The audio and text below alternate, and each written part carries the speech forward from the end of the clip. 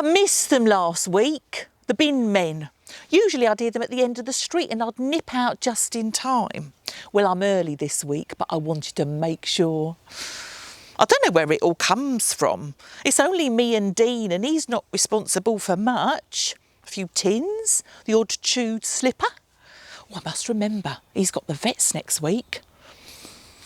I painted a lovely rainbow on the other bin, the blue one, you know, last summer for the NHS. Well, I say rainbow.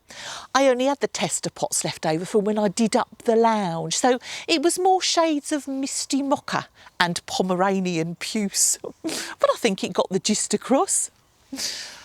That's a year I won't forget in a hurry. I can still hear it now. Tchaikovsky's Piano Concerto, the first one, you know. You wouldn't have thought it would work on the trombone. It didn't, of course, and it was relentless. I think that's what I'll remember most about the lockdown last year. The clap on a Thursday for the carers and the key workers. Lovely it was, the sound of clapping wafting up the street.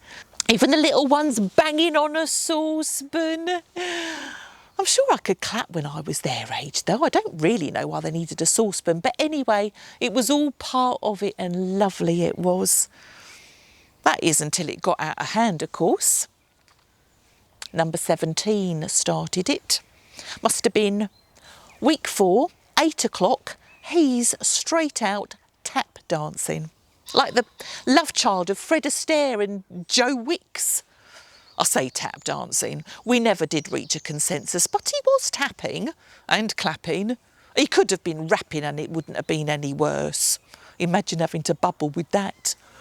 Well, it was like a red rag to our street, the gauntlet well and truly thrown down.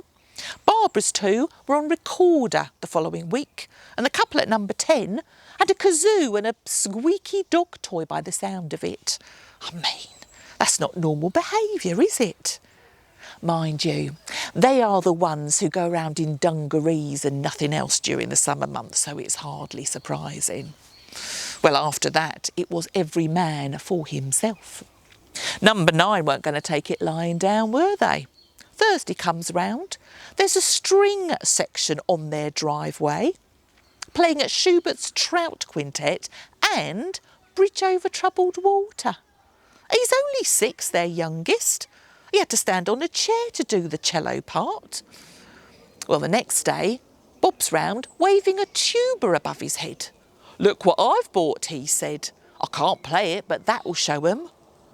I don't know what he was thinking. He was just banging it with his shoe the next week. I don't think he was coping very well in lockdown. Mind you, even that was a blessed relief compared to Sheena's 2 Bichon Frises yapping wheel meat again like a pair of bouffant piranhas. I don't know what was worse, that or the trombone at number 14. I don't know how Sheena thought it was wheel meat again. "It's Vera Lynn," she said. "I swear I don't know where they picked up the tune from." She wasn't the only one who was swearing. Well, I wasn't going to be beaten, was I? So the next Thursday, I started the clap a minute early. Oh, you should have seen the look of panic on their faces as they rushed out thinking they were late. You haven't got time to wheel out the Steinway now, have you? Oh, but I miss it though, the occasion. We don't often get the chance to get together as a whole street and say thank you. And it's brought us closer together in a funny sort of way.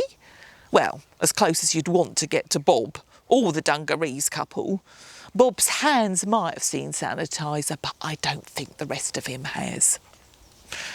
But we've shared something now. If I needed something, I could pop round to number 11 or number 9 if I needed a loo roll or wanted to hear Schubert's Trout Quintet playing. Even if only just to drown out the sound of Tchaikovsky on the trombone. Oh, hear that? Ah, that's my Dean. He'll be wanting his breakfast. And I'll pop in on Bob after as well. Check he's all right. See if he needs anything.